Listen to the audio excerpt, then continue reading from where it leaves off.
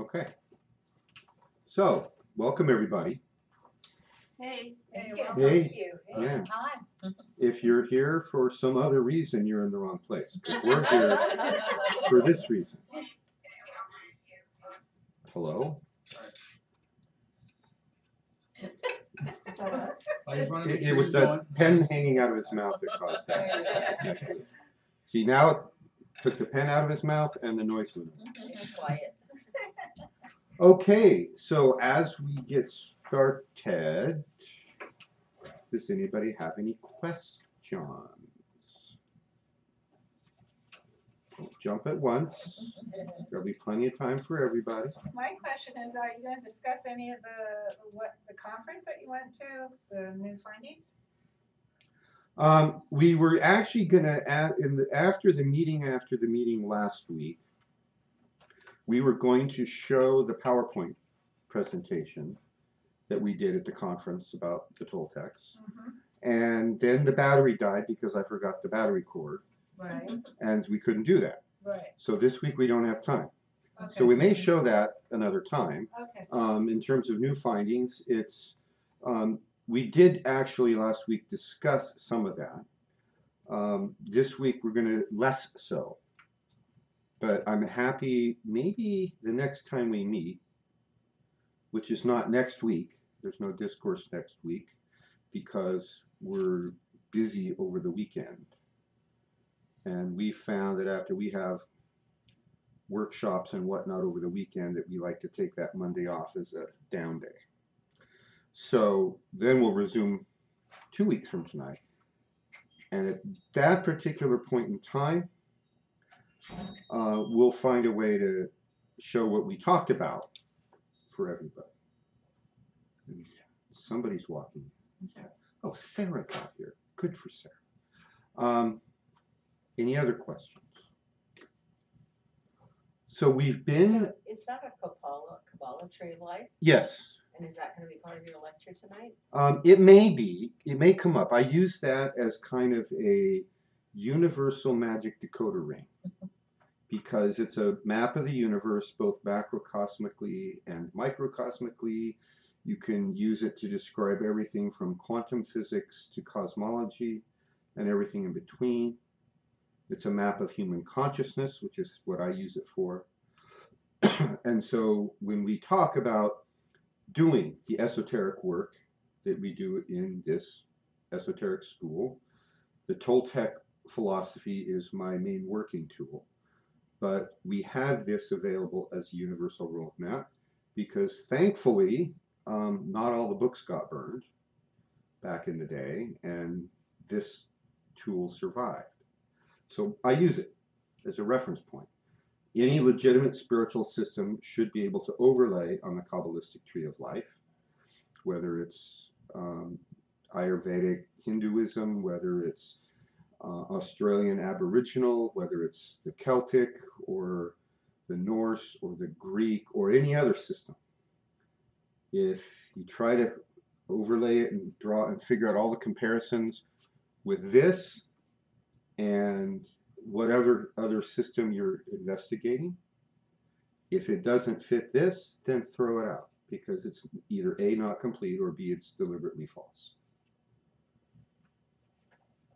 So yeah, I use it and I put it up here. It adds a certain energy to the space. And oh, somewhere I had the one that's. We can't really even see that, so. This one or that one? No. I'll make a bigger one. I have one that talks more about the paths, whereas this is about the spheres. So welcome, ma'am. Thanks. And so anyway, that's what I use that for from time to time. And I never know ahead of time if I'm going to refer to it or not. It just, whatever comes up, sometimes it fits and sometimes we don't use it. So we've been talking about Toltec history and what it means to be Toltec. Last week we talked specifically about the overall overarching philosophy of the Toltecs and of the larger group of peoples of North American history called the Anahuac, and the theory that that's related to Atlantis and Atlantean descendants who either transferred knowledge or transferred DNA or both into what became the Anuak peoples. And so that philosophy was last week's discussion, not about the who went where and built what and those kind of things. So tonight I'm going to talk more about here in our modern 21st century world, how do we integrate this Toltec philosophy into our daily lives, or is it even possible?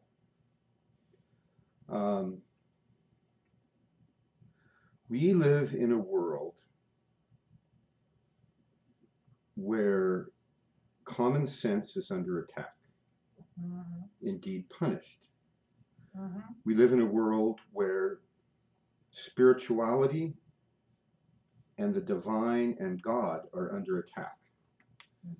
And if you try to uphold standards based on an absolute standard of right or wrong, you are ostracized, even punished for judging people who have been brainwashed and programmed to think that it's okay. Murder is still murder. Murder is wrong. You know, there's a good and bad. And when you talk to people, everybody has their own definition. And the world has become a place where it's okay for each individual to define what's right and wrong for them. In a free society, that's absolutely fine, right up to the point where your desires start impeding the rights of somebody else.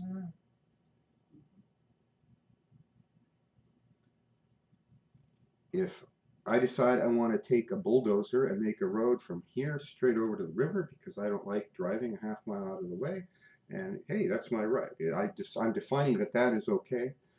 The people whose houses you start to bulldoze over might get upset, and they might take action against you, which is their right.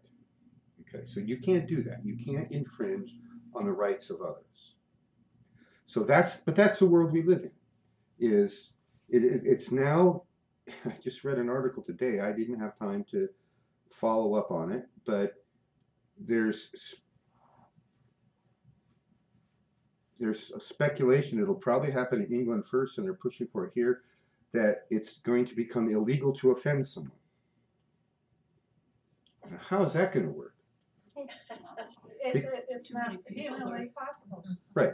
So I'm offended that they want to make a law against them being offended by something else I do. So that means if their law offends me, they can't have that law, right? But look at how upside down and backwards our world has become. Good is now bad, and bad is now good. And, you know, it's in this level of chaos with 99% of what goes on in the news is propaganda written. A couple of weeks ago, I see it come through every few weeks, they have these different clips where certain TV stations owned by the same company all over the country get the same exact script. And so the news announcers are reading word for word, verbatim, the same news in cities all over the country. And it went back and forth between having one person repeat the same corny phrase and then another and then another. And then they have a clip of like 8 or 9 people on the screen at once, all saying it simultaneously. And then they would cut. It's like, we can't believe anything in the media, what's written, we have to proactively go out and find the truth, if it's even available. So what's challenging about that is the Toltec philosophy says, in a nutshell, the whole purpose of society and each individual living in it is to work towards and achieve spiritual transcendence. meaning there is a higher state of consciousness to be had that transcends this physical world. So we're down here in Malkuth. See?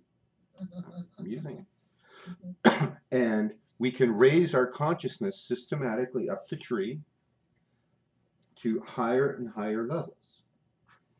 And we have bodies, our energy bodies that correspond to each of these levels. We have physical planes, octaves higher in resonance than this one, that we can aspire to. And that is the true purpose of humanity. That's the true purpose of living here in the physical world, is to train ourselves. Right by next your to right armrest. I was just thinking I should have grabbed one of those. Thank you. My favorite kind. Second favorite kind. So that's what the Toltec philosophy says, is we're here to create spiritual transcendence for ourselves and those around us. That whole societies and whole cultures can do that. And one of the ways, one of the tools is every act we perform every day, even throwing a cough drop across the room, becomes a spiritual act if you do it with that intent. So the Toltec philosophy, one of the many little points that's extremely powerful, is why are you doing whatever it is you choose to do? What is your purpose? You know, this is a lesson captured in one of the great spiritual writings, one of the sacred writings that's available to us, called Alice in Wonderland. When Alice asks the question, which way should I go? The answer comes back, well, where are you trying to get to? Well, I don't really care where I get to. Well, then it doesn't matter which way you go. She had no intent, so she's done, right? You can just stand there. You can go that way, you can go that way, you can go back, you can do whatever, because you have no intent. The universe says, I can help you with no intent. You have no intent, sit right there and do nothing, and we're done. The universe has no more obligation. That doesn't mean Alice had no more obligation. That means the universe had nothing to help her with because she had no intent.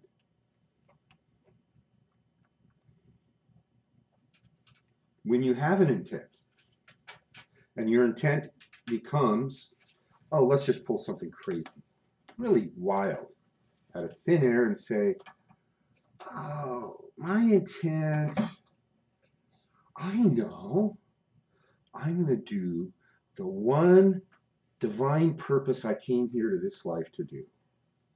It's my true purpose, my divine purpose. I know, I'll call it my true will. That's what I'm going to do. I think he's giving us a hard time. Oh, you students. I'm not the one giving you a hard time. The universe is going to give you a hard time. I'm just the coach on the sideline saying, you might want to watch out for that guy, that blitzing linebacker over there, because he's going to take you out unless you do your true will. And when I'm sitting on the sideline, I can't go out and block for it. That's your job. So yeah, I am being a little tongue-in-cheek to remind everyone that you are here for a purpose. And your Toltec purpose becomes to do your true will. Now, in order to do it, you have to know what it is, right? Mm-hmm. How do you find out? I can't hear you. Commune with your angels. There, that's a good one. That's a great way to do it. Your guides. How do you do that? Meditate And what does Listen. that do? and listen. You Get answers. Listen you're to on the your right track. gut. Yeah. the answer I was looking for was you raise your consciousness. Yeah. You upgrade your consciousness to have better capabilities of doing that. I point up not because it's physically over there, because it's not. It's not over there. It's here. But I'm pointing up because we think of up when we think of raising our frequencies and vibration. Well, because the word raise. Goes up, not down. That's what the Toltec work is about. The day-to-day personal practice discipline to carry on and do your work and do your will is about upgrading your consciousness. It's about building your personal power. It's about working with an intent, putting all your attention into it. It's about balancing that spiritual life with the material world. It's about balancing your rational mind with your intuitive mind. That's what the consciousness tools are all about.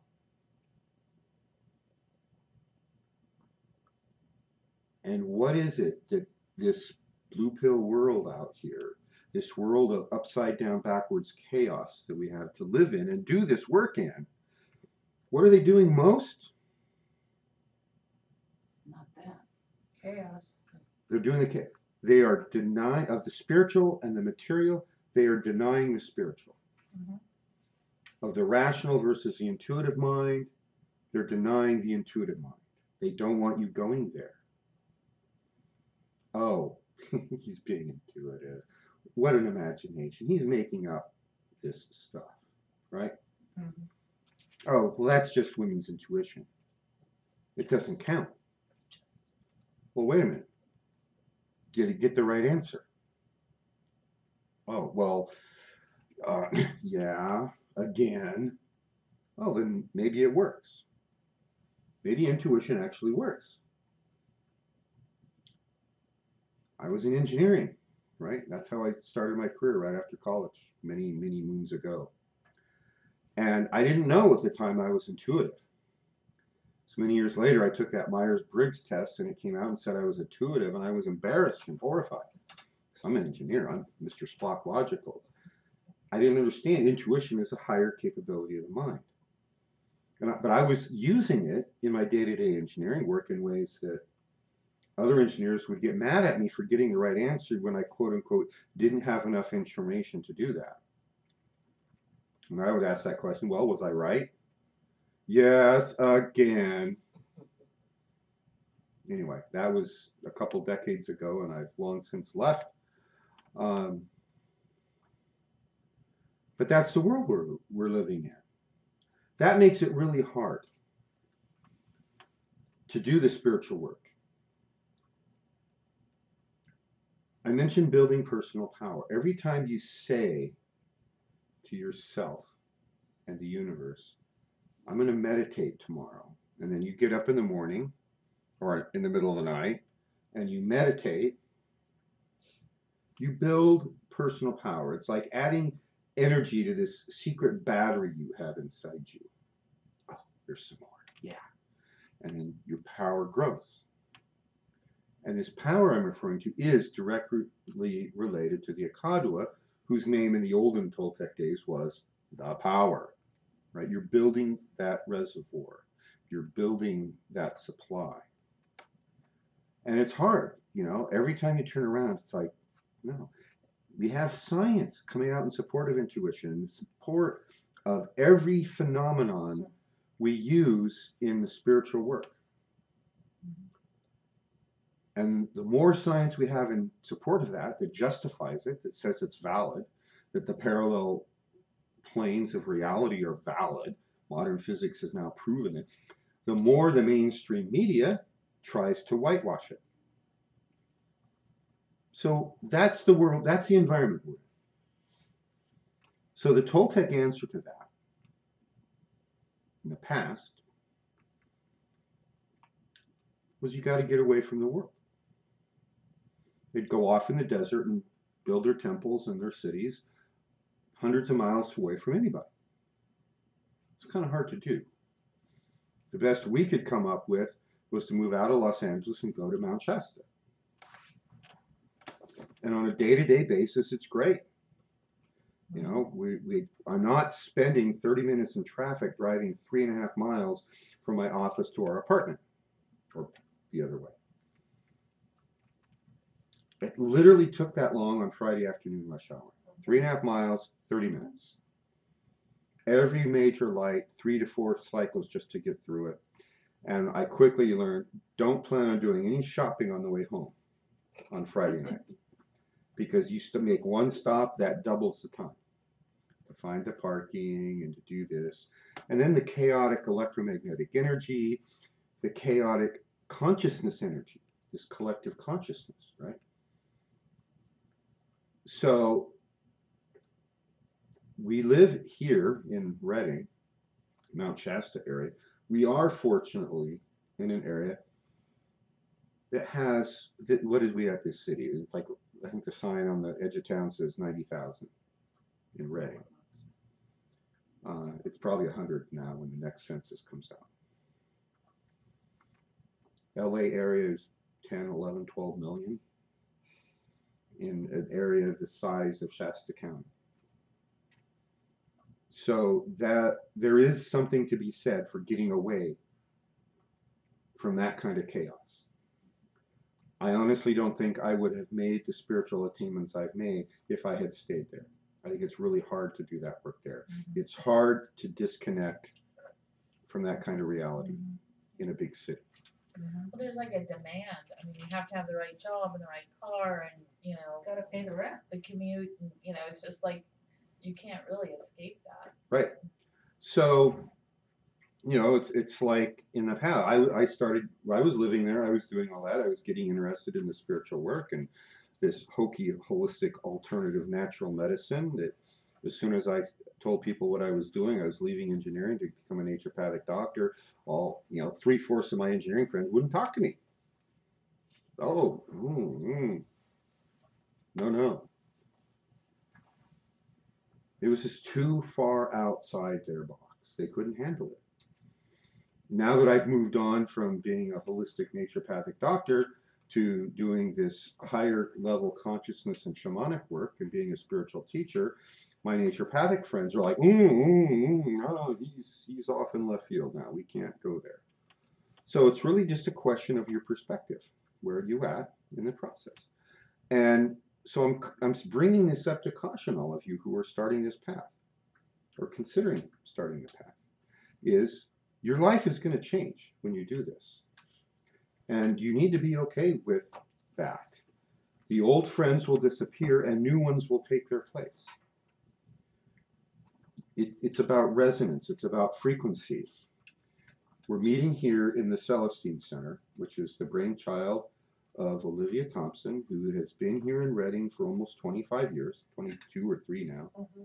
And she's been this lone outpost in the wilderness for decades, 2 decades. She got the name from the book and later the movie called The Celestine Prophecy. The insights go in there, and it's about resonance. And so when you start resonating at a certain frequency, you will repel everything that's not at that frequency, and you will attract everything that is. So my really spiritual, open-minded naturopathic friends who won't talk to me now have been replaced with high-level shamanic and other spiritual friends and teachers who we get each other. We understand. I can sit down and say, oh yeah, about the da-da-da, oh yeah. You know, it's sort of like the joke about pilots is they can't talk without moving their hands, right? Shamanic people are the same way. We're doing all this stuff, right? Trying to describe n-dimensional phenomena in 3-dimensional space. It really helps in order to understand that if you yourself are not accessing the n-dimensional space, because then I can just kind of go and project an energy in your mind, go, oh yeah, right? That's how we start to communicate in this Toltec world. So yeah, you're going to have to be okay with a change in your situation because it's going to happen. And when you look back after a year or two or three or however many, and you realize that one by one, all your other friends dropped out, and one by one, the whole new ones came in, you have a completely different life. And 20 years ago, I had all these great aerospace friends, cool engineers and technicians, and we do stuff together. And I don't talk to any of them now. We have nothing to talk about. This is what Thomas Kuhn called the paradigm phenomenon. Everybody know about Thomas Kuhn? I don't even know if I put him on the reading list, but I think I did.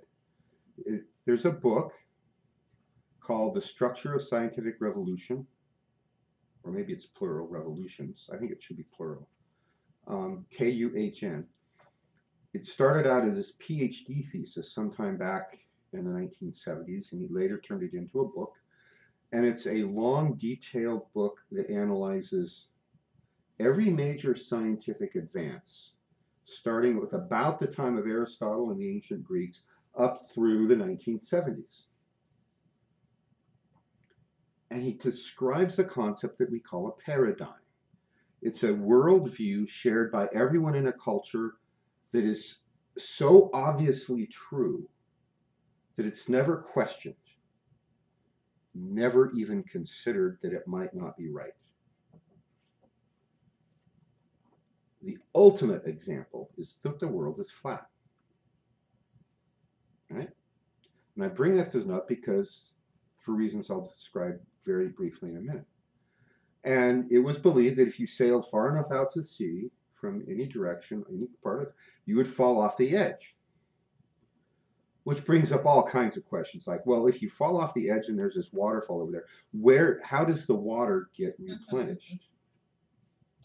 You know, because it's like you have this pond, you pull the plug and the water drains out. It's like, well, then you just have this dry basin. Why don't we have a dry basin for our oceans?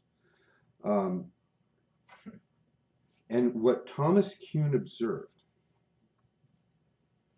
going back to the ancient Greeks through 2,000 years, more than 2,000 years, is every time a new finding comes along that can't be immediately disproven,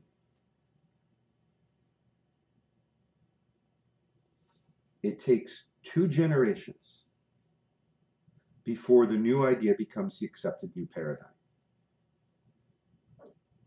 What happens is the first generation, when the new information comes out, whatever scientific field or other field is being discussed about this, if it's a biological theory, a physics theory, a chemistry theory, an engineering theory, doesn't matter, history, there were ancient peoples here. Look at these old things. It's like, no, whatever field it is, will polarize. Roughly 50-50, sometimes 70-30, one way or the other. And those are the 2 camps. And after that initial polarization of opinions on supporting the new theory or dogmatically clinging to the old, none of those people ever change their minds. You can come in with all the data you want that says the world is round. Like global warming. Yeah, we'll talk about that one another time. That would go, but yeah, that's a great example. You can talk about how Ferdinand Magellan's crew sailed around and kept going west, west, west, and they got back from the east, right? You can talk about the eclipses and the suns and the triangulation and things, which is what Eratosthenes, was the name of the Greek philosopher living in Egypt in about 200 or 300 BC, used to accurately measure the diameter of the Earth and say, yeah, the Earth is round. And he proved it within just a very small margin of error, like 100 miles, 200 miles. is, you know, it was really close, given how crude his measuring equipment was. He had all the geometry nailed perfectly. You could have all this evidence, and none of those flat Earth people are going to change their mind. So what has to happen is what Kuhn described, is all of that first generation of initial skeptics after the initial polarization and their immediate disciples, all the people they themselves trained, all those people literally have to die. They never change their mind. They have to die. So they stop writing, they stop publishing, their books go out of date, they go out of print. And everybody knew coming in, what are they talking about? Of course, I mean, look, it's a triangulation. We can now fly around the world. We have pictures of Earthrise over the moon, taken from the moon. You know, it's like, duh. And then that becomes the new paradigm. And I use that one because it's in the news right now.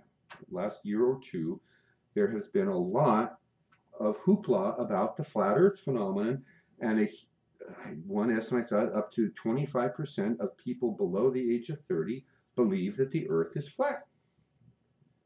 I think it's a test case for the government of how successful their dumbing down of the educational system has become. That has possibilities. Say that again, please. I said that has possibilities. Yeah, no, I think it is, because, you know, it's like I've shown a few of you the picture that you may probably have seen it. It's a meme that goes around the internet of a picture of a full moon at night with a black stripe through the middle of it. And it says, those flat Earth eclipses are awesome. Did you have a question? Yeah, actually, gotta reframe. I'm wondering if the two biological generations time span is still as applicable given the rapid pace of technological and scientific change and communication today. You know, that's a really interesting question. In my book that's coming out, I address it a little, not as much as I would like. On the one hand, given everything we know about how the human consciousness works, back to this Toltec stuff again, and the human collective consciousness, which is where I'm going with the Toltecs working as a small group, it should be possible to get it down to 1 or even 0, I think, yeah. Especially using as everything we continue know. to evolve. However, we have examples out there where it's stretched out way too long. We're now on some of these things that were discovered in the turn of the 1800s to the 1900s, so more than 100 years ago. We have technological discoveries that aren't being allowed to come forth. And the propaganda that's out there is that they can't possibly be true. So things like the work of Nikola Tesla, you know, and the fallout even of, actually it was before that, Clerk Maxwell, electromagnetic theory, and his scalar waves and magnetic vector potentials. That's 150 years old, 160 years old now. And his work has been adopted by the military, so the military knows it's there, they're using it against us. But the masses think it's all untrue, right? Because there's now an overt programming social engineering effect to keep that from us. Why aren't they discussed in physics textbooks? Not even at the university and graduate school levels, which I can vouch for. They don't talk about Tesla. Really? I am surprised. I have this feeling that, you know, with these new electric ports that they put in, which is Tesla, you know, and everything. Of course, I've been out of school so many years, but it feels like it's not a new paradigm, but it feels like the Tesla paradigm. Yeah. And the new energies and everything that are coming in are the new generational that's the goal we are working for with the Toltec work. Oh, And I'm not just talking about that one piece of yeah, right, technology. right. I'm, in addition to the Golden Eagle Discourses Facebook page that we have, which you can follow, we have one that's been out there for quite a few years called What We Know. Mm. And I think when I used to have the website for the show, I used to do video broadcasts of that probably 6-7 years ago, and I couldn't get anybody interested in this stuff. And I was talking about Tesla and other things. And the premise is, what if what we think we know, i.e. the current paradigm, Mhm. isn't what's true, what isn't what we really know? Mhm. And in every one of these fields of human endeavor, there's this fringe, out of the box theory that these wacky conspiracy theorists have. Oh, you know what? We could have levitating cars right now. Uh-huh. No more traffic jams. No more gas mileage products. Well, I don't know what this Elon Musk guy is trying to get across by naming his products Tesla, or how he even got a hold of the name or whatever. But I think what you're saying is like whatever his intentions are, whatever his promises for the future, it is still a car that runs on a battery. When Yes. Nikola Tesla in the early 1900s knew how to pull energy out of just Out of the the air, atmosphere, right, right. He'd Right. laugh at a Right. battery. You know what I'm saying? Yeah, yeah. Yeah, So Setting Elon up Musk's goals. rockets. Tesla technology. Yeah. Elon Musk's rockets are advanced, state-of-the-art chemical rockets working on Newton's laws, right? Propulsion, standard momentum propulsion. The classified military programs are using Tesla's technologies, and a lot of the UFO stuff we have is our own government using that technology, right? We have it right now. It exists. It's not something that, oh, well, it shows promise for the future. Yeah, no, Okay. I know what's happening. So when you add that up across the board, every theory, every field of human endeavor, right now today, we could be living in a Jetsons-like future with no disease, no pollution, no energy shortages, and so forth. So why aren't we? We're too busy trying to weaponize everything. So. Well, Oil. yeah. Yeah. The reason is, what would you? Well, I wonder also, sometimes I suspect that, you know, it's kind of like it's because this market's not tapped out yet. That maybe all these new Yeah. technologies, they know that when the bubble breaks on petroleum and pollution and wrecking the earth, they're going to be like, okay, they're just going to turn it into selling us all the new technologies and Yeah. charging governments massive amounts of money to actually clean up this stuff that they probably have the technology to clean up Right now. They Okay. have the technology not to make the mess in the future. Well, exactly, yeah. So But it's marketing. It's waiting for a bubble to burst Yeah, it's before about they money, introduce greed, the next control, and line of power. products. everything you're talking about comes down to one word. Money. No. That's close. Influence, power, I've said it a Corporations. dozen times tonight. consciousness. Ding, ding, ding. Consciousness Consciousness. and paradigms. If you had said paradigms, I would have given you the same thing. You get the sticker. One word, either consciousness or paradigms, or I'll have to create a new word, paradigm or consciousness or something like that. Yeah, they're working really hard to alter our education system. We'll talk about the Toltec thoughts on that in a minute. And people just don't go there. You know, there's a truth table of awareness versus knowledge. And it's like the first box is there's information that you know, and you are aware that you know it. So it's what you know what you know. You know that you know it. And at the other end, there's knowledge out there that you're aware it exists, but you know that you don't know it. So you know you don't know it. And then there's other knowledge out there that you actually know, but you're not aware that you know it. So you don't know that you know it until you're put in a situation where you have to like, oh, I guess I did know how to do that, kind of a thing. And the last box is you don't know that you don't know.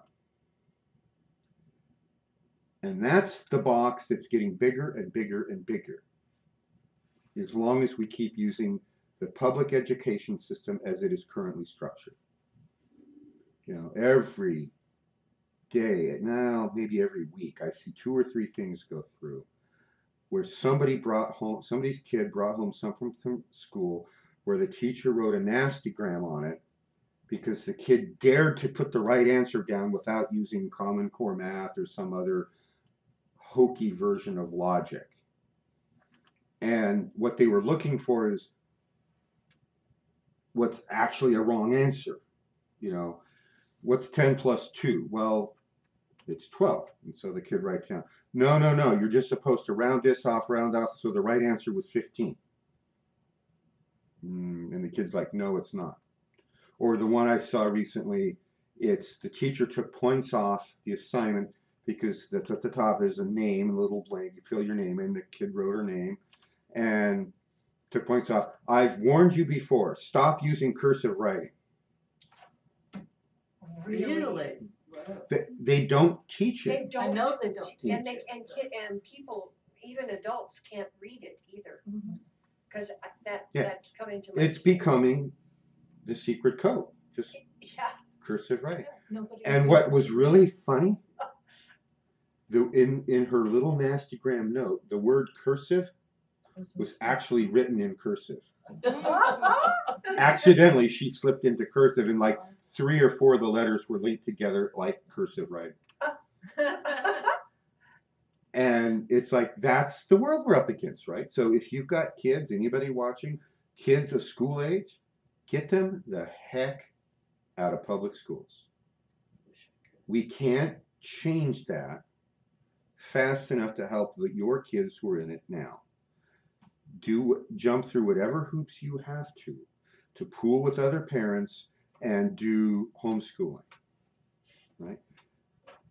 One of the, when you consider a pyramid of the Toltec philosophies at how they have been implemented in the Toltec cultures, in the Anahuac cultures, for the last 6,000 years.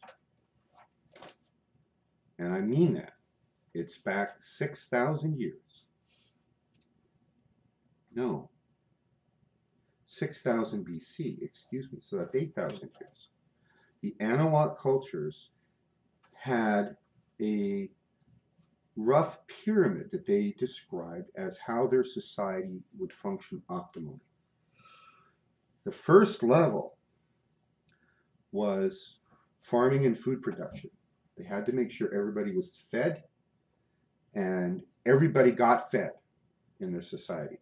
They all worked together. You know, I grew tomatoes, Kent grew corn, Bonnie grew beans, Yvonne grew radishes, and then we'd get together and we'd have a meal, right? Nobody was allowed to go hungry because we all worked together. The next level up was health.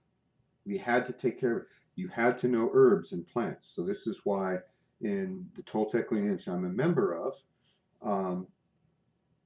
a couple levels above me, Kachora says, oh, if you're going to be working as a Nawal in a Toltec party, you need to know 1,000 herbs, how to heal people.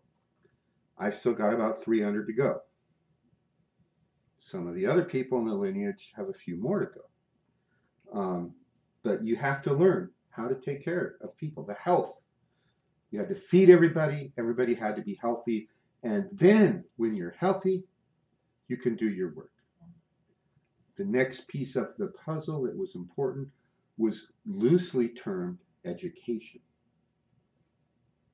I would probably it goes beyond our current model of education over the last 50 to 100 years. It starts instantly upon birth.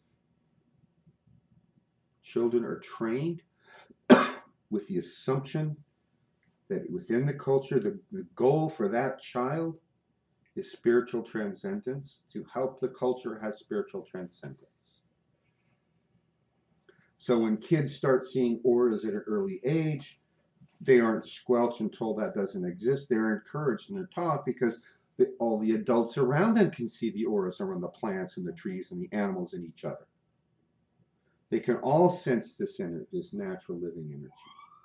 And so this education and training is beyond, oh, you go to school for X amount of years and get your reading, your writing, and your arithmetic, and your Common Core math, and your non-cursive writing, and then that's all you're allowed to have, and goodness, we don't want you doing anything like critical thought and analysis.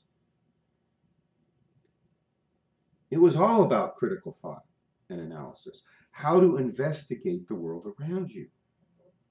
The Toltecs came to understand and appreciate that your consciousness is your main tool for investigating the universe.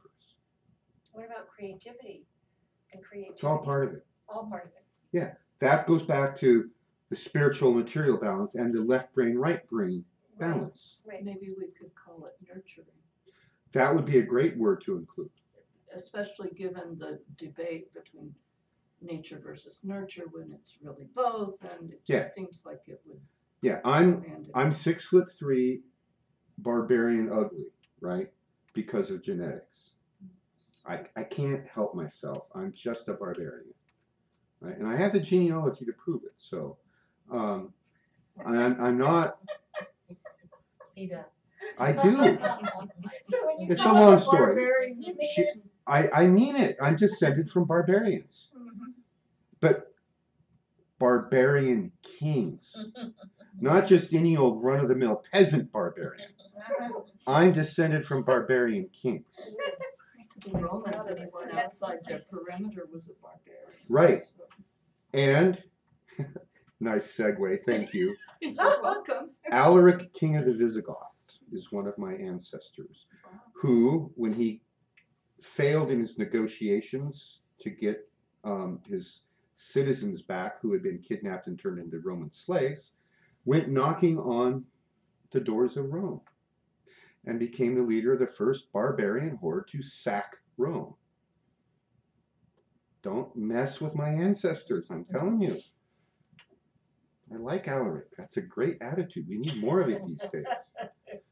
When properly applied, he gave him a chance. It's gotta be appropriate. So nature, nurture, left brain, right brain, that's all part of it. My nature is I'm a big ugly barbarian. My nurture is I learned to temper that. Okay? So far in this lifetime, I haven't put a single person's head on a pike in my front yard. So far. Not for lack of one. Looking for volunteers. Not for lack of not having plenty of people around who desperately need it. Thought maybe you wanted volunteers. No. There are people who need their heads on pikes, but Yeah. I'm being good. As we rise in consciousness, as our energies and our consciousness rises, it's like blades of a fan. Like down here, the blades going like this, and we can see the blades. But as we raise in consciousness, we're whirling pretty fast up here, and these blades come up against us, and they get clobbered, not because we're intentionally going to clobber them, but because the energy does not match Mhm. that which is actually kind of going on. So like Buckminster Fuller always said, you can't change the old model. You have to create a new model. Exactly.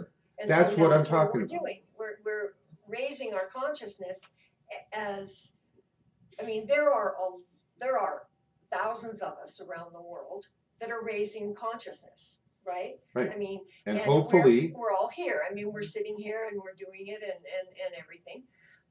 And then there's also this paradigm switch over that has to happen, this way I see it, but there has to be a balance.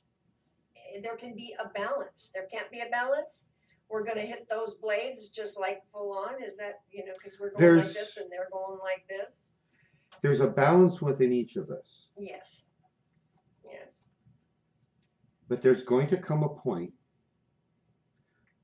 where you can either support the old model or you can support the new.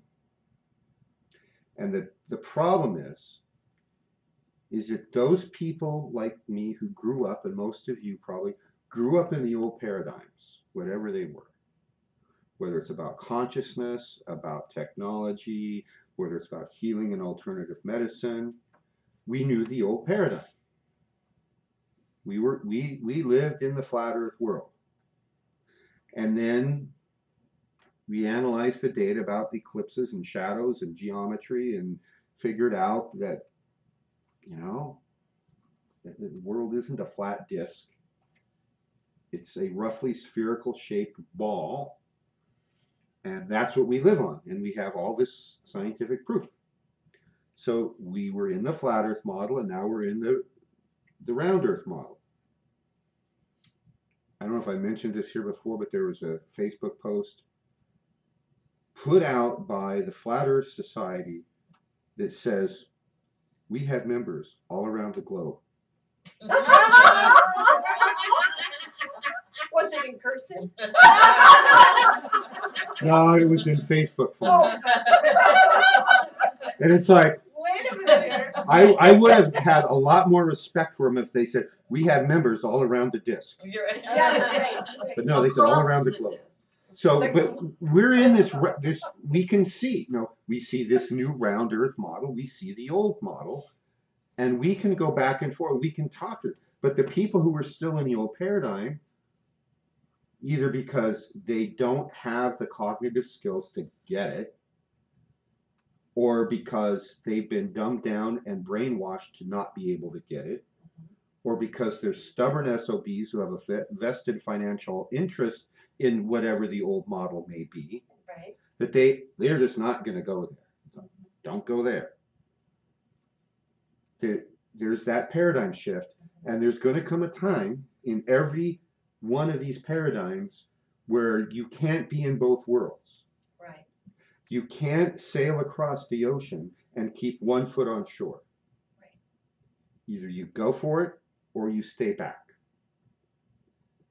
And there's a frequency shift. I think that without getting into politics, that we can see a lot of that since the last presidential election. That's separated, and there was a lot of people on the fence, a lot of people who could have gone one way or the other, especially politically, or you know, we're being divided in so many different ways, though, that you got a lot of lost sheep that just aren't making a decision one way or the other. But it seems like there's becoming more and more of a division between those who That are is going to true. get it and go forward, and those who are going to just dig in their heels and just, you know, down to their last bullet, they're going to defend their way of belief, whatever that is. Perfect segue. One of the things I wanted to talk about tonight was the increasing polarization. Uh-huh. And we're seeing that, like Bonnie just described, is Yeah, it's not that you're just not division. seeing that middle ground. There was always people on the fringe right, people on the fringe left, but most people were like, well, yeah, there may be a time when we have to be extreme one way or the other, but most of the time we're just trying to live our lives. And as long as we can go have our food and we can have shelter and we can have clothes, then we have some choice about what else we're going to do. You're seeing less of that. Now you're either firmly in the far left wacky camp or you're in the far right wacky camp. And you've got people in both camps defying nature, defying the laws of physics, or trying to, defining new definitions that never existed before. Or ignoring the ones that And don't like. Yeah, and it's like, okay, well, how's that going to work? You know, denying that the world is a round globe because some crazy nut in Nevada tried to launch a rocket and go up high enough to prove the world is flat. He could have just asked for an airplane ride and we could have taken around and showed him that it was round. If he actually could have, he'd done this. He saved up enough money. I think it was like 1.7 mil. He could have gone for one of the commercial space flights and orbited the Earth. He didn't do that, though. He doesn't want to be bothered with truth. He's made up his mind, don't bother me with the facts. So we're seeing that polarization. And what we need to understand is, as long as you buy into being in one polarized camp or the other on any issue, you're playing the game. You're playing the game of not waking up and not upgrading your consciousness. And that's the game they want you to play. They being the dark side. They being the forces that control the puppet masters who control the politicians. So politicians like Trump or Hillary or these FBI directors or all of that, the guys in Syria, the guys over here, the guys in Russia, the guys over here, whatever, the gals, half of them are gals. That's all part of the game. You're playing the puppet game. The force, this is a spiritual battle, many planes above where we are here in this physical world. Our job in the Toltec world is to upgrade our consciousness, to raise that frequencies, and to link our consciousnesses into the human collective consciousness, and thereby have these little pockets putting out a wake-up message. And not everybody will be able to receive that channel. They didn't upgrade to the package from the cable company to get that channel, right? So they're going to miss it. You know, it's like when you used to go to work or school back in the old days. Hey, did you watch XYZ show last night? Oh, no, man, I don't have that advanced package on the cable. I only got the basics. Or I only have rabbit ears. I'm just getting these 6 channels. I'll watch it in 2 years when Netflix has Yeah, it. I'll watch it when next week comes out. Now there's 100 channels or more and there's nothing to watch. You know, Which I don't even. when was that, Bonnie? We went someplace last year and we stayed in a hotel and we it wasn't the last trip, but there was another, and we flipped on the channels and we went blink, blink, Yeah. blink, blink, and we went around. There's like 50 in this one hotel. Not a thing to watch. We went blink and went and did something else. Right? Yeah. It took about 10 minutes, walked, went around the whole thing, just to see if there's anything good. You know, because neither of us have had television in our homes for over 10 years. Yeah. You know, if we want to watch a movie, we go rent it, or download it, or we buy it and watch it, right? But if we don't watch the programming because of the frequencies that come in and all of that, so it's not worth watching. So this consciousness, we have to inject this signal. This is one of the goals. This is how societies, small ones, can transcend this level of nonsense that's going on, this level of chaos. And the key is, on a day-to-day basis, you do little things. You say you're going to meditate, so you meditate, you build your personal power. You use the Akadua to meditate. You're going to do a task. So let's look at the Toltec philosophy of society. Food, health, education. What have you done lately to upgrade your education? Now, I know a lot of you have, but some of you who I'm meeting for the first time or seeing for the first time in a couple of years, you know, you've got to be constantly upgrading. When I was in college, I think it was either my junior or senior year, I took one of those multidisciplinary seminars taught by professors from either 4 or 5 different academic areas, all talking about one subject, and one of them referred to an author. And I don't have these notes. I don't remember who the author was that said it, because I would love to have the actual proper quote, and I would love to give credit where credit is due. It may have been a science fiction writer, which is what piqued my interest at the time, because I'm a sci-fi geek.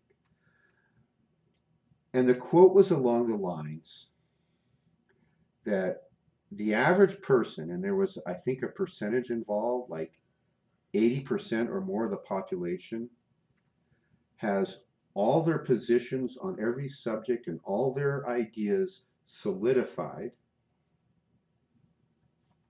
by the time they're 21 years old. And from then till the end of their life, they don't change their mind on anything, and they don't take any new information and any new ideas. It's true. And at the time I took that class, I was 21 years old. Oh, wow. And the thought, because there was so many things. I mean, I would love to have stayed in college 10 years and take classes and everything else I wanted to learn, but it's like, okay, here's your degree, now go out and have a life, right? It's like, well, I got to pay these student loans and blah, blah, blah, right? So I went out and became a rocket scientist. So It's true. the idea that right then, and I knew how little I knew. Yeah, I knew I was about to get my bachelor's in physics, but I knew that there was a lot I didn't know about physics and a whole lot I didn't know about some of those other fuzzy subjects where I never even took a class, right? I knew how little I knew. And I knew all these other things that I was interested in that I didn't know anything about. And the idea that I would never learn anything new the rest of my life scared the bejesus out of me. I was horrified by that. I said, I am not doing that. Get me a book. I'm reading right now. I went home that night and I think I read something that I've been putting off. Oh, wow, this is cool. I wasn't going to allow that to happen to me. No way. And that was, how old am I? That's a long time ago. It was a Yeah. problem. That was more than 30 years ago. That was like 36 years ago. And I'm just now getting to the point where I think I know enough to know what I want to start learning. Right. And it's like, wow, I got. How do I have enough time to learn all this? Be immortal. I like that one. Yes, ma'am. Well, I think one of the things they play on us is that we're not worthy, that we're not good enough, that we could never possibly achieve these certain things, whatever they may be. I always like to joke with my boys that I wished I knew half of what I thought I knew when I was 19. You know? Because you do. You think you come out of high school, you think you know it all. Nobody needs to tell you anything. And what I've realized is between like 19 and 27, there's such a huge difference. All the things that a late 20-year-old would know, and yet at 19, we're making decisions about what our career is going to be and who we're going to marry, and we start having kids, and it's like by the time you're 27, you're locked into that life. You don't really have a choice unless you've been making them consciously all the way along. And there's a couple of initiatory things that I've been involved in where I've had to memorize things. And I mean, I don't know how to memorize anything, but it sounds scary to have to memorize something. You think about actors and actresses, and they've memorized an entire script and then added inflection and movements and all of that with it. And so the thing is that we know a lot, but we're filling our minds up with garbage. We can we can sing every lyric to the songs we knew in high school. We know every single episode of I Love Lucy or something. I think that one's only you. At least the All child guys There's have some their I've seen specific- at least a dozen times. But yeah, there's these things that we know a lot about, and yet it's like trivia. And what if we were to consciously put our minds towards not learning things that somebody tells us that we have to learn, but that we're drawn to and we resonate with and are part of our true will? That's the Toltec philosophy in a nutshell, is we have to keep learning. We start with the kids as soon as they're old enough, and you teach them. You never deny them knowledge. You never tell the third grader who wants to learn algebra and trigonometry that they're not allowed to learn it until they're in 8th grade. Oh, well, I guess we need to find you an algebra teacher then. When they want to learn ballet at age 4, you say, oh, you want to learn ballet? Okay.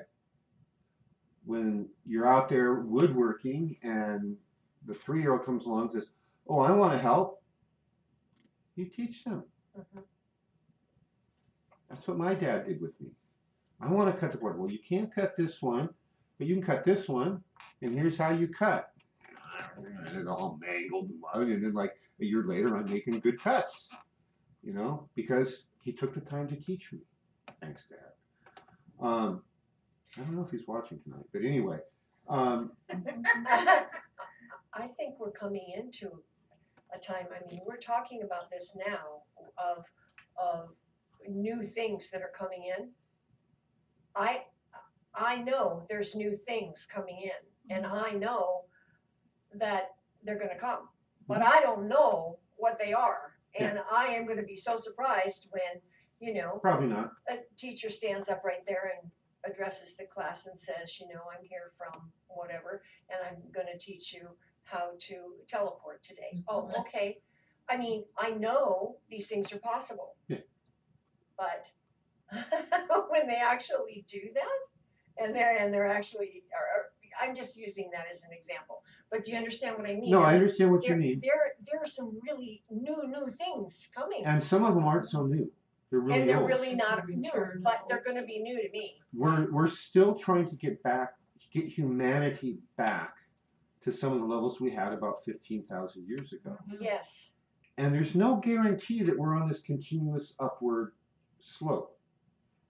We're many times throughout history, we've had points, these little critical nodal points where it could go either way. And we're at one right now. Yes. Society is at this cusp where we could go left and fall into the abyss and have to start all over again, or we could fly like the eagle. Yes. No pun intended. We could do either one, and it takes a critical mass of people waking up and putting the paradigmal signal into the collective consciousness that we can reclaim what is ours, that what we used to have, and go beyond that. Okay, what we had 15,000 years ago isn't it. We messed that up. We collectively as human race. Okay. As we know, the top of the rung, Mhm.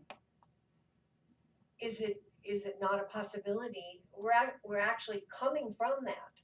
We're coming from that, only we're down here letting everything organize itself to consciously to get us up there again. But we're coming from that or we wouldn't know about that. Well, I'm not sure we can make that conclusion. We came from there, but there's a lot about that we don't know. But even beyond that, when we get back up to where we left off, there's still, Yes. we still have to go up. Yes. The information about humanity has always come from divine sources. There's always been teachers who've come in and showed us the way, whether you call it Hermes Trismegistus or all the way through Thoth or any of them, right? There's always been teachers come, and this knowledge, this divine knowledge, it's held in the initiatory schools, it's captured in the illuminated manuscripts and the sacred writings, and then the knowledge of how to read the sacred writings, which I've talked about. That's all been lost. We don't have that now. I mean. The knowledge of how to read it or the manuscripts. It's the sacred schools. I mean, You're in one. well, I know, but I mean, as far, no, I know that, but I'm talking about the majority, humanity as a mass. Yeah, exactly. That's why we're here. Yeah. It's held here. That's what the Toltec purpose is to awaken those who are capable of being awakened. One thing I would say is humanity as a mass has never held all the sacred knowledge. You know, mostly because of those who keep people enslaved and withhold education from them. So because of that, probably, the core of ancient Greece is the closest that we get to, having some kind of semblance of, democratic society, but that still excluded women and slaves and everybody else. So really, we don't have any great examples in the existing timeline. Right. One thing that I would say though is when you think about how technology took off in the last 100 years and how basically, there's a lot of things that have been balanced, a lot of things, different time periods that were more holistic than they have been, let's say, even in the last couple of thousand years.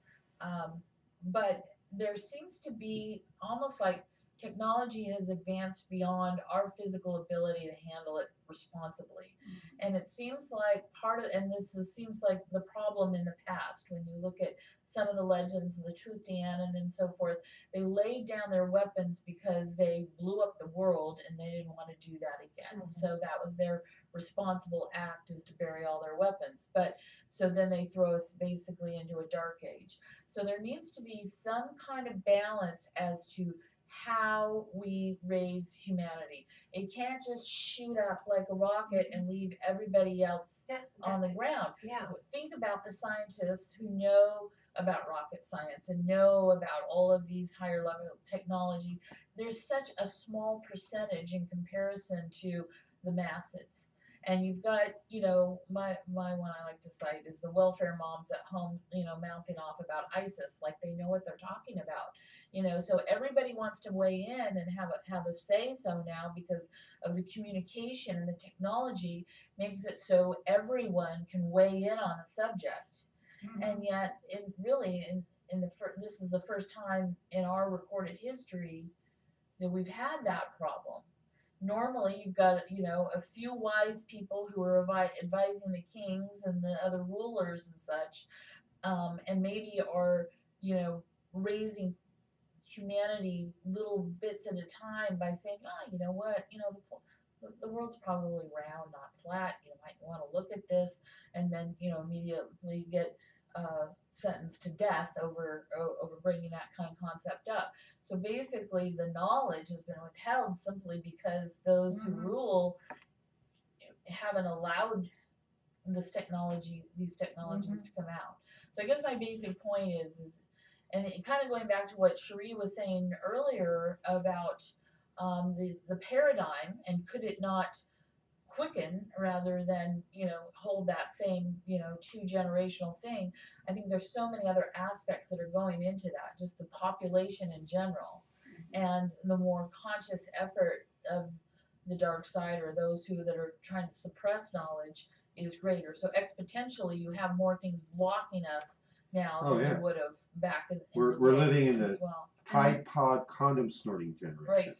So And at the same time, we're continuing to evolve and Right. become That's- fuller, better. that's one of the Wherever we aces are. in the hole. Human evolution is not done. Right. God is not done with creating the universe. We are very much a work in progress. And this concept of the Toltec consciousness and affecting the collective consciousness, that is part of our work. And we want to move it forward. We need a critical mass of people to wake up.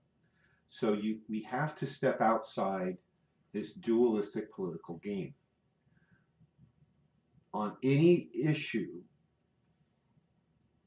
whether it's abortion rights or gun control or any other, they want to polarize you, and nobody wants to look at all the facts and all the data. We live in the world of 20-second sound bites and memes, right?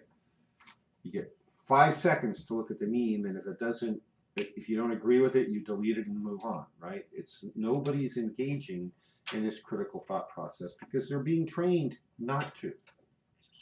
That's the problem we have to overcome, is we have to create an energy and a resonance. And that's why I say that not everybody who's alive right now is capable of that. We have to somehow neutralize those programmings that come from television, that come from computers and the internet and everything else that's going on. These 5G computer towers that are going up all over, right? Those frequencies are not good. So probably one of the best tools you have at your potential to block the effects of that is the Akadua. That's why one of many reasons why I want all the students to get to the level of having Akadua level 3. Because that's the level where there's sufficient power that you really start to filter some of that out. I am new to this. What does that mean? Oh, you're new. Well, But to this, I mean to this. in I am, yeah. this, we have to do something about these new people Screen them who or something. continually ask me questions that force me to talk about my favorite subject. When they do that, we'll never get out of We're it. never gonna do that. No. Back in the olden days, well, yeah, but only go to different olden days. You've probably heard the terms like qi from Chinese oriental medicine, meridians, acupoints, all. You probably heard the term prana, which is the Ayurvedic term from India for the same energy. And you may be aware that every indigenous culture on the planet has a different name for that energy, this concept of this living energy that flows through us and is part of what keeps us alive. Okay. More than 90 different names have been recorded in literature for that energy. Okay. Here in modern times, meaning 20th century onward, a number of different systems have been developed on how to use it. There's therapeutic touch, hands of light, Reiki, and so on. Okay. In the Toltec culture, they have a form of the subtle energies that back in the day they simply referred to as the power. So this was their version of how to work with the subtle energies. And it was transmitted from the shaman, who in the Toltec culture is referred to as a Nawal, to the students gradually over a period of time in a process I would liken to rubbing a piece of iron on a magnet, which will slowly then magnetize the previously unmagnetized iron. And then you have two magnets. And it's that friction between teacher and students that alters your energy field, that helps you be susceptible. And then there's some unique physics differences about the Akadua. I don't have time to talk about all that tonight, that make it a permanent part of us. One of the great contributions to humanity is that my teacher that I studied under and that Bonnie is studying under, called Coyote the Blind, he developed the techniques to pass on the power quickly without having to spend 20 years to get it, or 10 years, or whatever it used to take. And it can be done in an instant. But to do that safely so that you don't literally burn up or you don't go crazy, well, usually you don't go crazy. I know a few people who did. Sometimes you go a little bit crazy, but you yeah. just pull back. It's given in a series of steps, of which there are potentially 5. And the first step we call level 1. The second step we call level 2, then level 3, and then level 4, and then there's level 5. So with each step, your ability to sense and use subtle energies for anything, be it healing or spiritual transformation, or to assist in, let's say, your creative endeavors, and to help that access to the higher spiritual planes, your own higher states of consciousness, goes up. So level 1, you get a bump. Level 2, you get another big bump. And level 3, you get a really big bump. And that's the level we need to be at in a Toltec party. Is everybody's needs to get up to that level 3 as soon as practical for them. And everybody goes at a different rate. And this power, when it was released to the public Coyote chose the name Akadwa. It means a couple of things, but most prominently, innermost light. Okay. And it's this energy that connects you with the true source. Mhm. The other name for the Akadwa is Unity Uttermost Shown, which is the unity of God and all the universe being shown through you and emerges as this innermost light that comes out of you. And so that each class, each different levels, we learn different techniques on how to use it for different purposes. So that's what I'm alluding to, is getting people to Akadwa level 3. Okay. And that what I'm stating now is that one of the best defenses against the brainwashing technologies and things like that is the Akadwa energy. Okay. Okay, so that's where we're at there. And using it daily. Do something spiritual, do a meditation, do a healing work on yourself or someone else.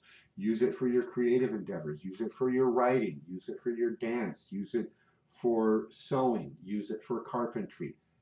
The key is to use it. It doesn't do you any good to have the secret magic tool of the universe and keep it locked away in a safe and never take it out. If you've got the secret magic weapon to save the universe, open the door, take it out, and wield it. And when we work in groups, and this is one of the key secrets the Toltecs developed over many centuries, was you made faster progress working in small groups than is physically possible to do by working alone, or is physically possible to work in big groups. And that's where the collective consciousness work comes in. And so I have been tasked and charged by my teachers and by my ancestors to start this Toltec school. And we don't have everybody here every night to teach this sacred knowledge, to try to benefit all the beings in humanity who can be benefited. And in these esoteric schools, there's good times to start and there's bad times to start. And then there's good times to leave if you decide to try it and we have a probationary period and you decide, you know what, it's too hard, it's not my path, I'm going to go find a different one. Then you leave at the end of your probationary period, no harm, no foul, you go on. And then there's good times to leave, there's bad times to leave. So right now, we've been working since last fall and putting out the beginnings of this school. And up until now, this has been a good time to start. Sometime in the next month or two. I can't tell you exactly when because I don't know. But that window of starting is going to close, or at least greatly narrow, in that we aren't going to be doing as many public events. It's going to be more of our work will be done privately for students only. The people who say, yeah, sign me up, I want to do this spiritual work, this Toltec work. I like this concept of raising human consciousness to benefit humanity. And so sign me up. We will continue to do these public events, once a month, maybe twice. We will continue to have occasional weekend workshops or classes on various things aimed at the public that anybody can come to. But that window is closing, and we're going to be doing, for a time, more internal work to get all those people who are committed to be students up to a certain level of proficiency.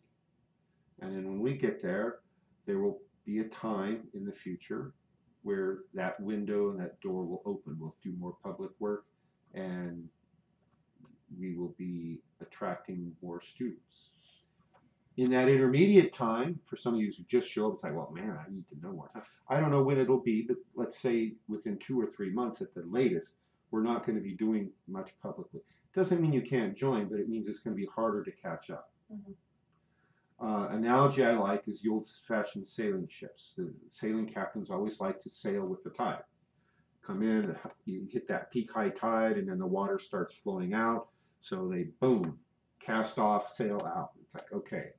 And then you miss the boat and you're not on it. It's like, man, I want to catch up. Well, now the tide's coming back in. He's out to sea. You're trying to swim against the tide to catch up with the ship that's already out to sea. We might have a little shuttlecraft to come out and get you, but still you're going to be playing catch up. Yeah. So insert joke number 4 from Pulp Fiction here about catch up. So that's just a statement of fact. That's neither here nor there. It's I believe in divine timing, and if you're here tonight, you're probably here tonight for a reason. So there's a window of opportunity that's still open, is what I'm telling you. But it won't be there, let's say 6 months from now, or 4 months from now, something like that. Question. Well, it was more of a comment. I remember that when Coyote first started talking about higher level things that you might want to do with the Akadwa. And you know, for a long time we only had level 1, and then we got level 2, and it was a really big thing when the level 3 came around. And with the level, most people are fine with level 1 and 2, you know, if they're not on a strong spiritual path. But at the level 3, you know, you can give transmissions and attunements, and you can start to work on it, use it for your own spiritual path. And so at that point, everything had been about self. Well, what is the Akadwa going to do for me? And how can I use it in my business? And how is it going to make my life better? And at a certain point, we begin to work for the Akadwa rather than it working for us. And this idea of consciousness and helping others, and you know, all of this sounds great and wonderful, but it's like, well, my life's all screwed up. How am I going to help with any of that? So obviously, there's a period where you're applying all of this to yourself, and really, if nothing else, if you just go out there and do your will in life, you're going to be contributing to this process of upgrading humanity. And so that's, you know, in a lower level, that's all that we're talking about here, is the fact that do your will, discover what that is, get your shadows and your ghosts and everything under control, you know, so that you're balanced and you can work and do whatever it is that you're here to do. On a higher level, now some of the things that have come forth is the power of working together in a group. And you know, everything that we can do, I don't know if you have Reiki or anything like that, but anything you can do with a subtle energy now, think about magnifying that by connecting as a group, either here in a room, in a group healing circle, or people connecting with people around the world. And so part of what the Akadwa has is what we call the matrix of light, you know, which basically is another frequency of the whole background grid of the universe. And so we're pulling all of that in, but we're also pulling a specific frequency in.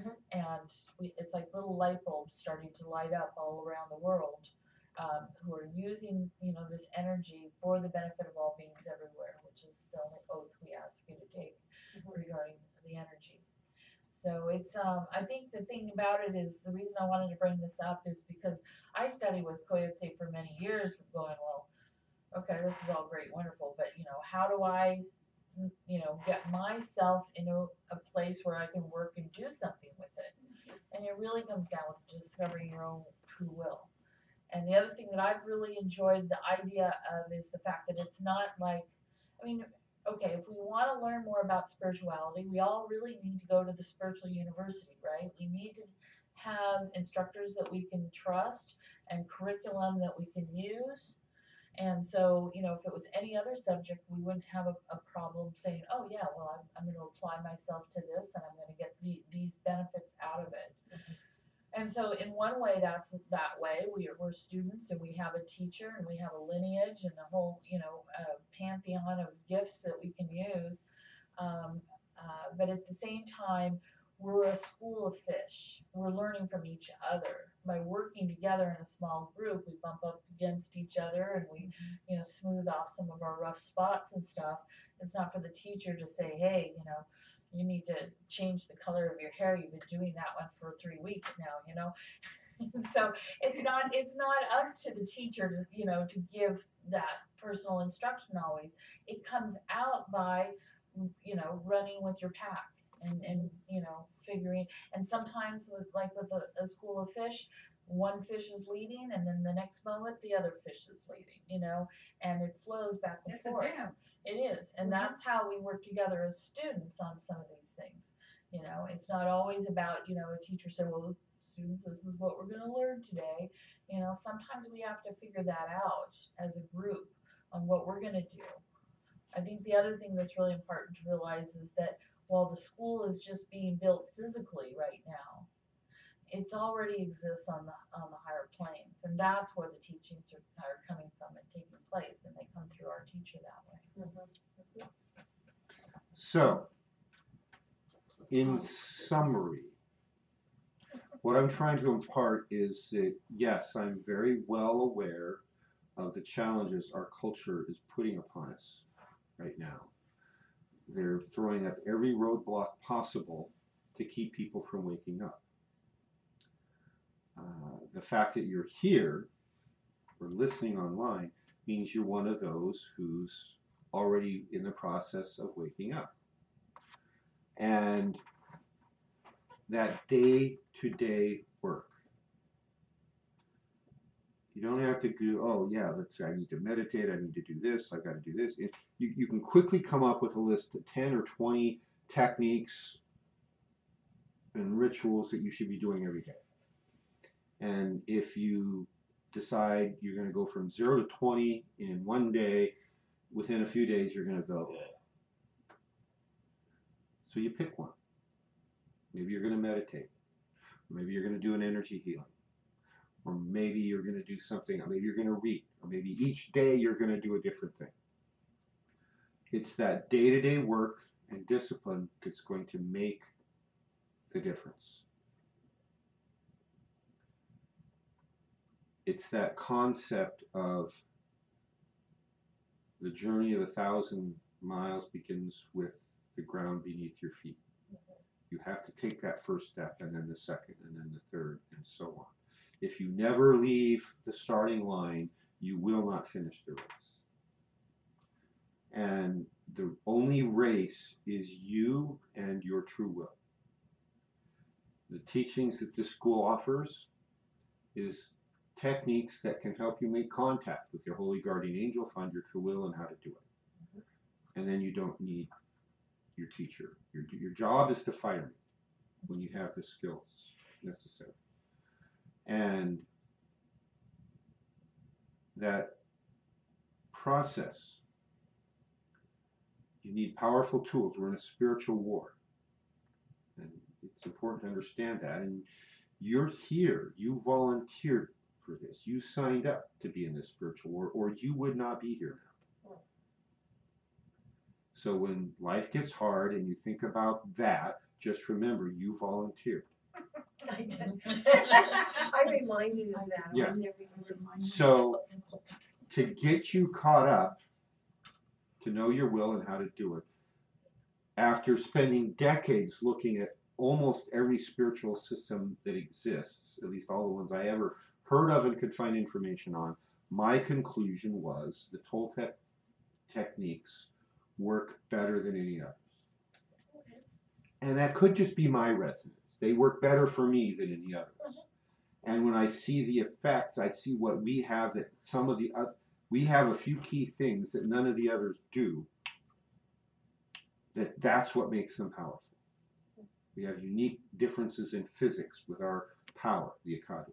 We have unique control of our energy fields. That even though the Chinese may have a better description of the meridians, and the Ayurvedic system have a better description of the chakras, to the control of that, the Toltecs have a better way of controlling that nobody else does. It's not just better than other people. We have things that nobody else does in the Toltec work. So that's what we offer here. So, any questions? When you mentioned that you have a book that you're working on and that at some point in the future you'll be going out and Yes. teaching from it, and I was just wondering if you can just give us a little idea about Yeah. the contact. Well, you have content of the another book. book over there too. Well, That's yeah. out. That's the Akadwa book. What she's talking about is the book that it's written. We're playing dances with publishers right now. One way or the other, it will be published before the end of the year. Either I will have secured a publisher, or I will have gone through one of the self-publishing mechanisms. So I mean, yeah, I could publish it tomorrow, but then the problem becomes marketing. The little Akadwa book is self-published. The book is called Heal Your Life, Heal the World. Oh, nice. It's based on, the premise is, when I was in practice for almost 20 years as a naturopath and an acupuncturist, I found that certain things work to get a huge percentage of people well that clearly aren't taught in the conventional medical world, but they're not even taught in the naturopathic world, nor in the Oriental medical world, nor anywhere else. And I was highly successful when I worked with patients one-on-one on getting people who had advanced conditions well using this particular model. I also observed that we have a chronic disease epidemic in this country for three main reasons. And those reasons are the destruction of our food supply, again, Toltec-like, the introduction of environmental toxins, and the destruction of our body's nervous system and immune systems through modern vaccination programs. What about stress? Yeah, that's not one of the biggest three. That's a Always compounding been factor. that, though. But these other three produce the stress. That would be in the second tier of things. But you take away those three, you fix the food, you fix the toxins, and you fix the destruction to our bodies that we're doing at a way too early age for kids. And most of our stress has to do with food and toxins. So you take away that, and then the stress problem goes from here down to about here. And then the rest becomes manageable. So that's the background. And so there's a model how to deal with that. And then most people look at that model and say, wow, that looks hard. I got to change everything I eat. I got to take some supplements because you tell me there's no nutrients in the soil and in the food anymore. And I got to do this and detoxify. Why bother? That's hard. I'll just eat my fast food chain number 4 over here.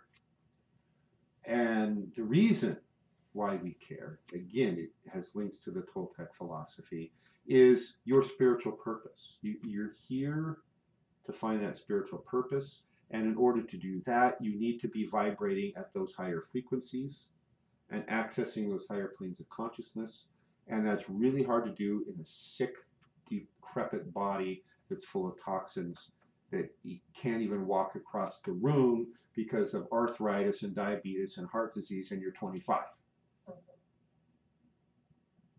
So it speaks to that question of why. Why be healthy? It's to find and fulfill your true spiritual purpose. And to do that, you need to be healthy, which means you fix the big 3, as I call them in the book. And then from there, you can start to do your work. Question? Not a question, just a supplemental comment. In the last week to 10 days, but especially the last 3 days, I have frequently been aware of this sense of physical well-being that I have not enjoyed in years. Oh, excellent. And I've only made a few minor changes, and it's all still kind of in flux and everything. Mhm. But having been sick since I moved to Reading, basically, and especially the last 2 years, this is a remarkable. I've even been thinking, God, this is like the fountain of youth. And I totally credit the Akatwa. Oh, well. One of the That's And his chapters, assistants, That's exciting. with some one of the recommendations. chapters is about energetic health. I talk about physical health, mental, emotional health, spiritual health, and energetic health. And and there's a roadmap of how do you implement these widely disparate ideas. And what I've done is I've unified them with a system of logic and given a roadmap of instructions. Do this first, do this second, do this third. That will work for most people. Yeah, it's like this. You want to jump to step 8 first? Fine. I'm not going to lose any sleep over that. You know, but the goal is you got to get all the steps eventually. So do them in the order that you're called to. But here's my recommendation. That's what I say. So that's what the book is about that she's referring to. Any other questions? I want to thank you very much. Having grown up in a beautiful spiritual family life, I've been very blessed with that. This is a piece I've not explored. It's a piece I mean, I've heard about it, but I hadn't put the layers together. Mhm. And I just want to thank you. I appreciate that very, very much. You're welcome. There's another thing I did want to mention, and you probably are very aware of this. For the last many days now, I think today was the 71st day, there is it's called the Global 8000 Meditation. And in our area, it's every day at noon. Mm. Every day at noon. When they started off, they had maybe 1,500 people. It has now grown to over 12,000 people. And it's like a commitment every day. You stop, there's a phone number you can call in. It connects people around the globe. And that is one of the positive things that is showing up out there to hold the whole world in this amazing divine love frequency. Good. And I just wanted to let everybody know that is something that is ongoing. It originates, I think, in New York, so they do it at 3 p.m. But for us it's noon. And I committed to doing that every day. And like what you're saying about a meditation and how that builds the power within you, I can feel that. I can feel that is, I can go to bed at night and I go, I did.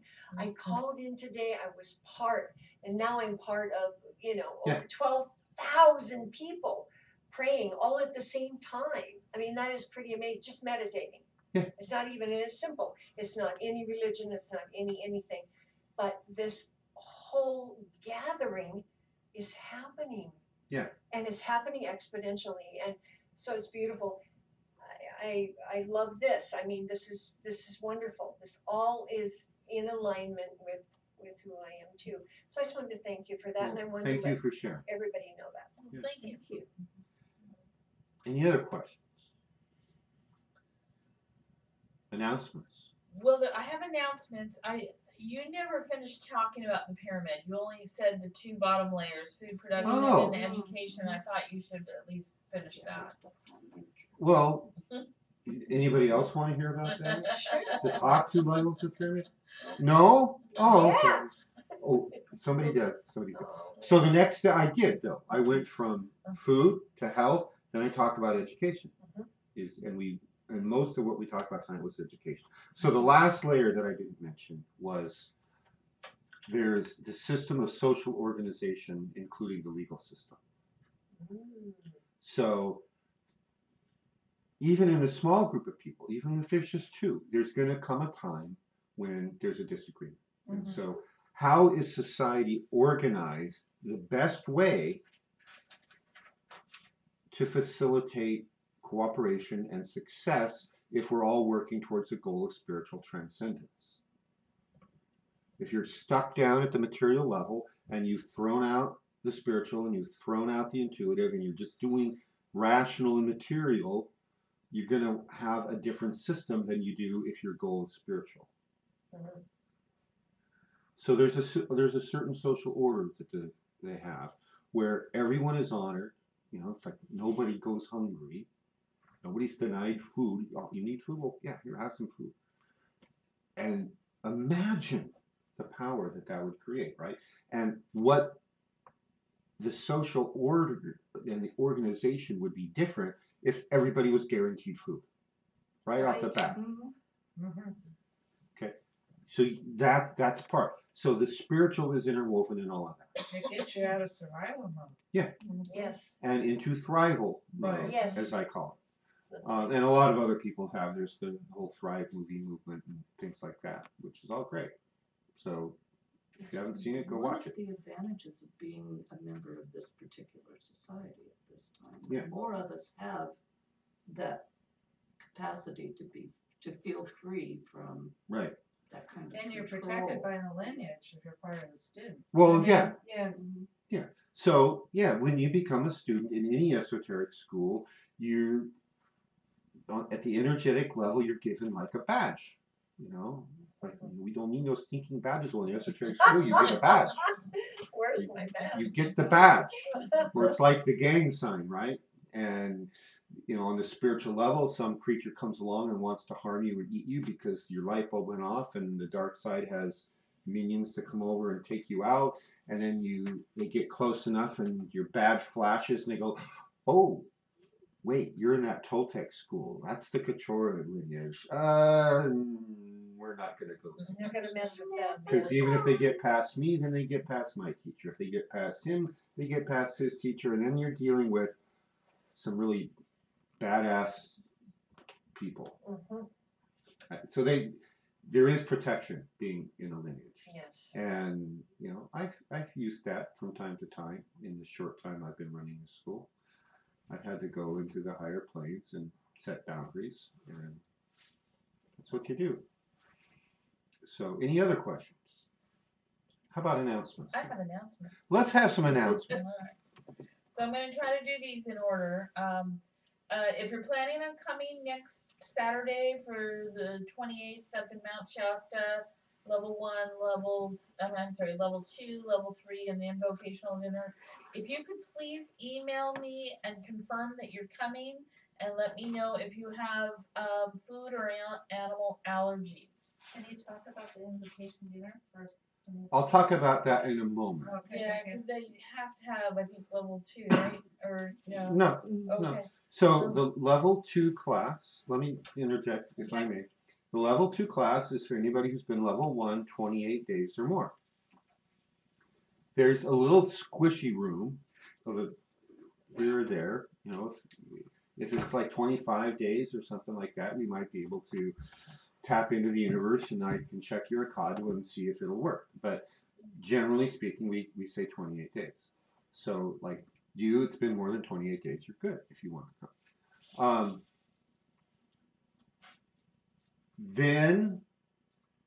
And the advantage of the level 2 is you get access to all 7 Akadua subfrequencies.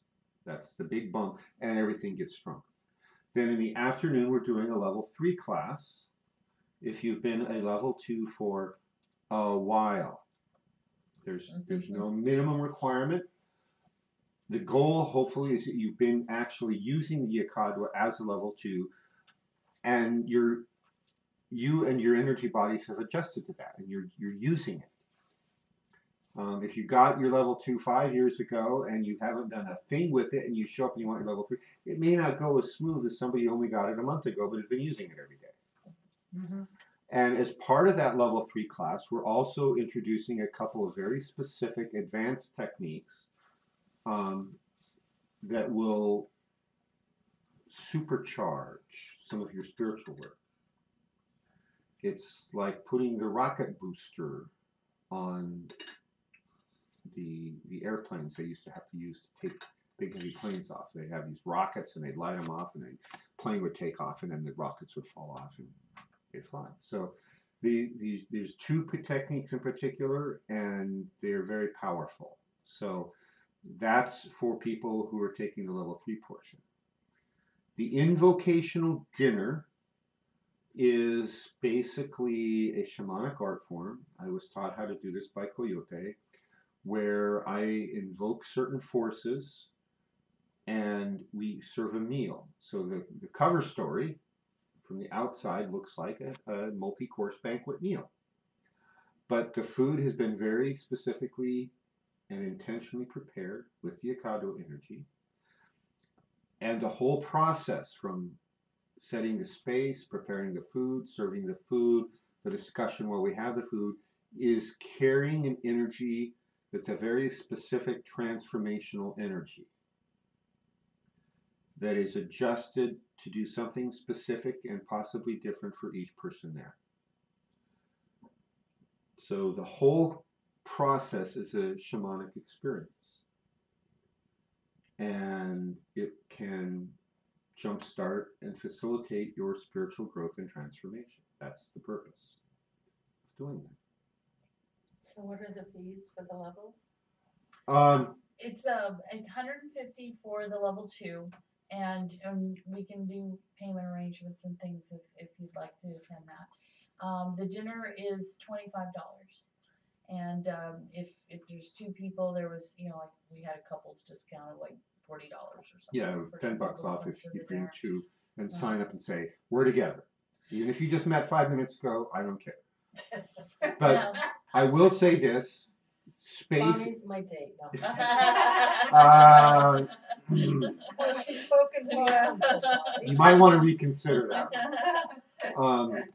What is that quote from Lord of the Rings or The Hobbit? One of them, The Hobbit. It's do not meddle in the affairs of wizards, and I would insert, or shamans, for they are subtle and quick to anger, There you go. There you and go. they might turn you into a newt, and you won't get Oh. better. So I like the other one though. Don't meddle in affairs of dragons because you are crunchy and go good with ketchup. I like that. I like that's a that. nice one too. I like that. Question. I took you at your word in the email about tonight and reminding about the weekend, and invited someone who was planning to be here tonight but had a prior obligation that she'd forgotten about. And she's been wanting to be here forever, Okay. and she wants to come. Okay. So, What, to the dinner? to the dinner. Okay. Just to the dinner, and she'll come So celebrate. what I'm going to tell you is that yes, space is limited. There are still openings, but the opening will probably close on Wednesday or Thursday. Well, it'll close as soon as we've got enough people to fill the tables. Right, and or sooner if it's full. And once it's full, then it's sort of like next time. And I don't know when next time will be. It could be a month, it could be 3 months, or something in between. We don't know. So you and your friend should have your friend call Bonnie. I'm not involved in that because I write things on scraps of paper and they get stuffed in pockets and they go through the laundry machines and then we don't know what the note says. I'm not allowed to do that. Not that that's ever happened. That's a hypothetical, No, theoretical discussion. but there are possibilities. Yeah, Class. yeah. Do you So- have flyers so- on it? What? Do you have flyers on it? Fire? Flyers. Flyers. Yes, I do have some things here, and I'll point you guys to everything that I have over here. Okay. So, for everyone here and everyone online, if you're going to be at any one of these events on the 27th or 28th, I need an email telling me what you're going to attend so I can reserve your space in each of the events. And I need to know if you have food allergies or sensitivities. And we are going to be holding the dinner at our home, and we do have indoor pets. They will not be present for the dinner, but if you've got horrible allergies, I need to know. Bring your Benadryl. Right. Is the Mikado work at your house too? It does. So The the whole day is the your level 2 No, is in no. town. Okay. You The haven't level said 3 is where. our house because Right. there's probably What's not that? that many people. Oh, We'll yeah, announce so, that So when I get an offline. email with knowing exactly who's coming, then you get an email back with all the specific directions for where you're going. But Yeah, we don't just pass that out willy-nilly. We don't want hordes of people showing up for a level 2 class when they don't even have level 1. Well, if I had known about the allergies earlier, we might have had the dinner someplace else, but since I haven't got, confirmations from anybody saying they have allergies to animals, we are gonna have it at the house. Okay, So, moving along. moving along, next announcement. Okay, so, Cinco de Mayo, I still have, tickets for the enchilada dinner that the Order of the Eastern Star is hosting here in Reading. They always put on a really big spread, it's $12. But you can pick up the meal and take it with you, or you can eat it at the lodge. So if you want And make new friends. right, and if you want any more information, let me know. Okay, so May 12th is a Saturday, and Jessica, who's not here tonight, has supposedly reserved 2 spots at the Beadman's Craft Fair. One of them has been opened up to us if we want to do it for with the Acadua. I'm going to be following up on all of that. So if anybody would like to volunteer to work in that booth, Where is it? a Beadman, it's over on the waterfront. Park Marina Park Drive. Marina Drive. Okay. Okay, you know where Orchard Nutrition is? She Okay. does, yeah. You know where Is it Cypress Reading? is? Is it Reading? It's in Reading. Yes, it's in Okay. red, yeah. It's So easy. let me just say one thing, is this is what we call in an esoteric school a work opportunity. If you're gonna do it, it's a great opportunity to get experience spreading the Acadua, but if you're gonna do it, you go all in and you do it. If you don't wanna do it, or if you think, oh, I'll just show up, and don't bother. It's that intent and personal power thing. So, next announcement. Okay, May 19th, we had scheduled the first consciousness course. We're revamping that a little bit. It's gonna actually, we're gonna be talking about consciousness in a workshop up in Mount Shasta on our property, and we're also gonna be working on clearing and resetting our labyrinth, which involves some gardening and some landscaping and stuff like that. So I'll let you know more about that, but I did want to let you know that the consciousness class has morphed into something different. It is going to be up in Mount Shasta on the 19th of May, and that's also a work opportunity for the school to work on the labyrinth and some of the other spaces like camp spaces and things we were looking at creating on the property. So again, I'll let you know more about that. There may in May be a movie night, but we gotta talk about that, coordinate it, and pick a date for that, and so I'll let you know about that. I can't read my writing here. Okay, so after May, we are probably not gonna be meeting in this space unless it's, some specific reason that we booked the space. We are still looking for a space for the school, or at least through the summer, a place that we can meet down here. We're tentatively looking at doing the first and the third Mondays down here in Reading, and the second and the fourth Mondays up in Mount Shasta.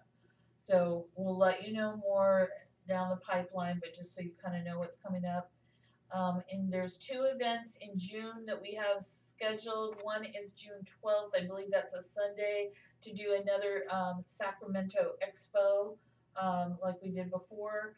And so that would be, again, a chance to working in the Acadua booth, doing transmissions and attunements if you're a level 3, and being able to talk about and demonstrate the Acadua and getting some experience with that. What was the date again? I believe that's June 12th, and it's a Sunday. And then already on the calendar was June 16th in Mount Shasta is the next Shamanic Arts Day, and that was just a day. It's not an overnighter. We'll probably meet somewhere like the Black Bear for breakfast early, and then do something on the mountain or the surrounding area. But it'll be a day event rather than an overnighter.